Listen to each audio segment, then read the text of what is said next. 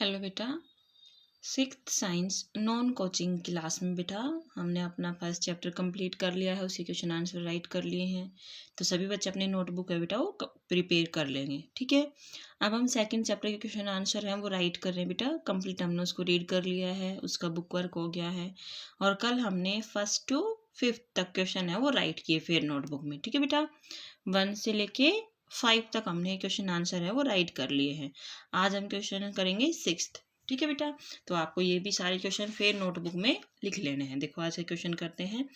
What is balance diet? State the factors on which amount of nutrients depends in the balance diet of a person, ठीक है। Balance diet क्या होती है, और जो भी पर्सन बैलेंस डाइट ले रहा है कितने न्यूट्रिएंट्स उसको लेने चाहिए, किस चीज़ पे, किन किन फैक्टर्स पे डिपेंड करता है, उसके बारे में अब हम रीड करेंगे। यानी कि पहले मैं इन क्वेश्चन आंसर को आपको समझा दूंगी, फिर आपको पीडीएफ में से देखिए क्वेश्चन आंसर है वो फिर नोटबुक में राइट कर लेने हैं, ठीक है बेटा। तो देखो आंसर देखते हैं। A diet that contains all the nutrients in appropriate amount for the proper growth of the body known as balance diet, ठीक है बेटा।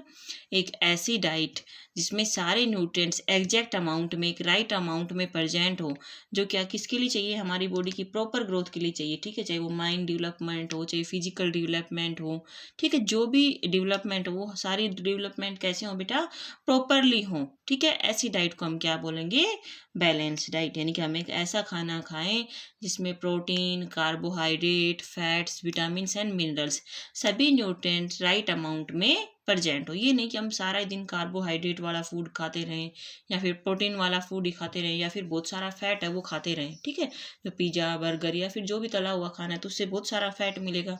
और अगर हम बहुत सारा फैट लेंगे बेटा तो कुछ एक फैट एनर्जी के रूप में चेंज होगा, और जो फैट है वो क्या हो जाएगा, हमारी बॉडी में स्टोर हो जाएगा, जिससे क्या हो जाएगा, मोटापा आ जाएगा और बीमारियों का शिकार हो जाएगी हमारी बॉडी, ठीक है बेटा।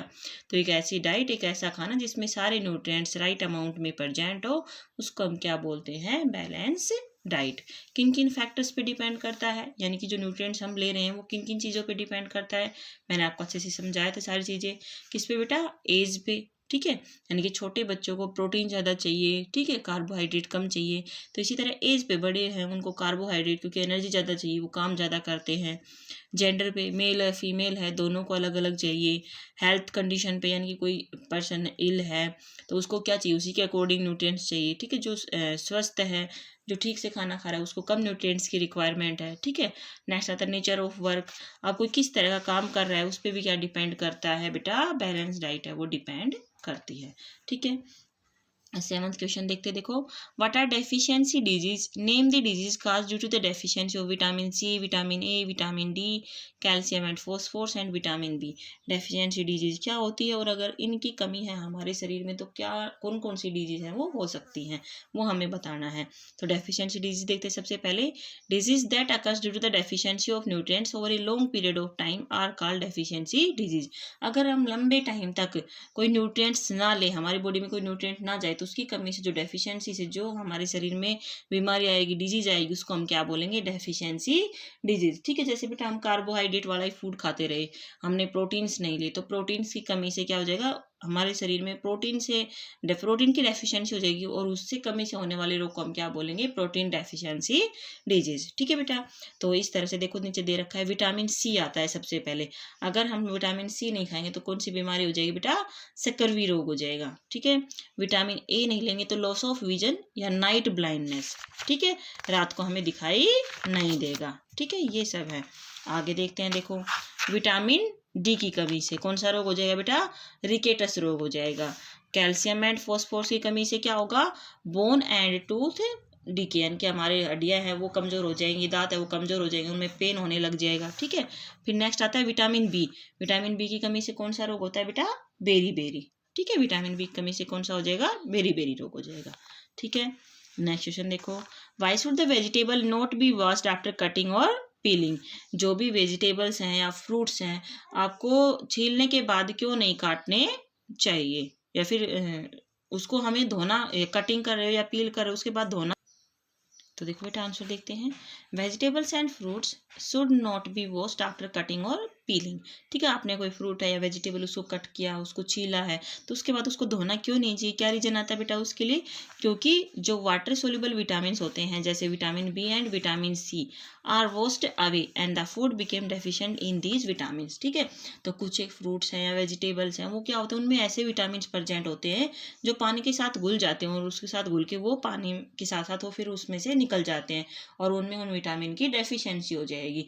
जैसे एग्जाम्पल दूँ, जैसे आंवला है, आपने आंवला को काटा या छीला, फिर आप उसको धो दोगे तो उसमें से विटामिन सी है वो निकल जाएगा। ऐसे नींबू है, नींबू को आपने काटा, उसको भी आपने धो दिया, तो फिर क्या होगा, वॉश करने के बाद उसमें से भी क्या चला जाएगा बेटा, विटामिन सी है वो चला जाएगा। ठीक है, टमाटो है, टमाटो को आपने कट किया, उसको धो दिया, तो उसमें से भी विटामिन है वो निकल जाएगा। तो निकलने के बाद क्या हो जाएगा, उनमें उन विटामिन की डेफिशिएंसी हो जाएगी, यानी कि कमी हो जाएगी। ठीक है, नेक्स्ट क्वेश्चन देखते हैं, 9th question. Why it is suggested that over heating and deep frying should be avoided while cooking the food. जब आप खाना पका रहे हो या तो डीप फ्राई नहीं करना चाहिए या फिर ज़्यादा हीट नहीं करना चाहिए। क्यों नहीं करना चाहिए बेटा, वो देखते हैं अभी आंसर में। देखो क्या कहता है, क्योंकि अगर ओवर हीट कर रहे हो, डीप फ्राई कर रहे हो, तो बहुत सारे विटामिन होते हैं जो क्या होते हैं बेटा, डिस्ट्रॉय हो जाते हैं, यानी कि खाने में से चले जाते हैं। तो इसलिए हमें इस चीज़ को अवॉइड करना चाहिए। ठीक है, एक राइट अमाउंट में ही कुकिंग है वो करनी चाहिए। ठीक है, राइट टेम्परेचर है वो अप्लाई करना चाहिए। ठीक है बेटा, नेक्स्ट देखो, what is obesity, right it's harmful effect. Over eating causes obesity. अगर हम बहुत सारा खाना खा रहे हैं तो उससे क्या हो जाएगा, ओबेसिटी, यानी कि मोटापा। Harmful effect of obesity are high blood pressure, heart disease, laziness etcetera. ठीक है, अगर बहुत सारा क्या हो जाएगा, मोटापा हो जाएगा, तो उससे क्या क्या रोग होंगे, देखो बीपी है वो बढ़ जाएगा, यानी कि हाई ब्लड प्रेशर हो जाएगा। ठीक है, हार्ट से जुड़ी बीमारियां हो जाएंगी, यानी कि हार्ट अटैक का खतरा है वो बढ़ जाता है। ठीक है, लेजीनेस होता है, आलस होता है।